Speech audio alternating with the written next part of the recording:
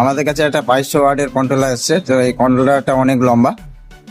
তো এতে প্রত্যেকটা চ্যানেলে 6টা করে মসফেট দেওয়া আছে।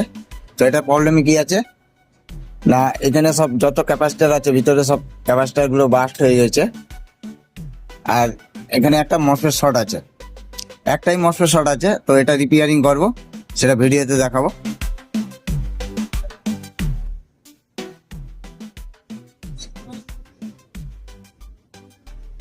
তো আগে এই জায়গাটায় 80 ভোল্ট 470 ইএফ এর ক্যাপাসিটার লাগানো ছিল।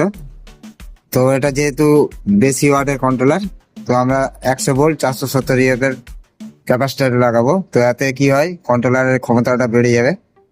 তো এটা ইনস্টল করবো সবগুলো।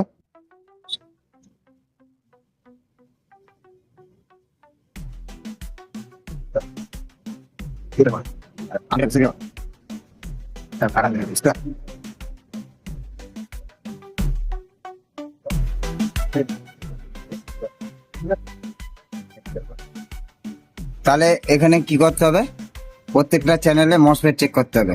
যেহেতু একটা মসফেট সেটা শর্ট আছে, তা কিরম ভাবে চেক করবে, তাহলে এটা পজিটিভ সাইড, এটা ঠিক আছে। তাহলে এখানে নেগেটিভ দিতে হবে, নেগেটিভ মিটারে প্রত্যেকটা দেখাবে। 457 ভ্যালু দেখাচ্ছে, তাহলে এখানে 457 ভ্যালু দেখাচ্ছে। তাহলে এখানেও 466 67 ভ্যালু দেখাচ্ছে। তাহলে এটা মাল্টিমিটারে পকটা উল্টাবে, উল্টে তাহলে এটা যেহেতু নেগেটিভ চ্যানেল, তাহলে এখানে প্লাস দিতে হবে। প্লাস দিয়ে তাহলে প্রত্যেকটা চ্যানেলের ভ্যালু দেখতে হবে। এটা এন চ্যানেল দেখাচ্ছে নেগেটিভ চ্যানেলে 457, এটা 459। তাহলে এটা এখানে শর্ট দেখাচ্ছে, তাহলে এই নেগেটিভ চ্যানেলে মসফেট শর্ট আছে, ঠিক আছে। তাহলে এবার প্রত্যেকটা চ্যানেলে কিরকম করে মসফেট শর্ট, কোন মসফেটটা শর্ট আছে সেটা দেখাবো। তাহলে এরকম গেট আর সোর্স 27 দেখাচ্ছে, তাহলে এখানে 27 দেখাচ্ছে। তাহলে এই মসফেটটা গেট আর সোর্স শর্ট আছে, এখানে শর্ট আছে।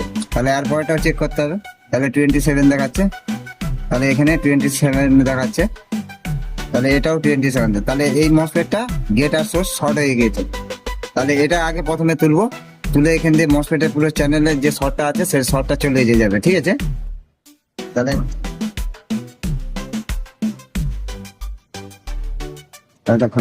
তাহলে এই মসফেটটা শর্ট হয়ে গিয়েছে। এবার তাহলে আগে প্রথমে এই মসফেটটা শর্ট ছিল, তাহলে এখানে ভ্যালু দেখাচ্ছে 460।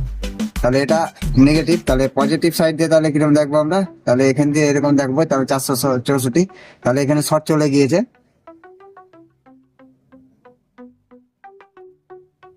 তো এখানে প্রথমে একটা মসফেট খারাপ ছিল, তারপরে আবার দুটো এদিকে চ্যানেলে খারাপ হয়ে গিয়েছে। তো আমরা এখন এই দুটো আর একটা ওদিকের একটা এদিকে দুটো না লাগিয়ে এবার মোটরটা চালু করব। তো এখানে কন্ট্রোলার মোটর কাস্টমার একসাথে নিয়েছিল, তো এই কন্ট্রোলারটা যেহেতু খারাপ ছিল তো আমরা রিপেয়ার করছি 2200 মোটরের সাথে এরকম রেডি করে দিয়েছি।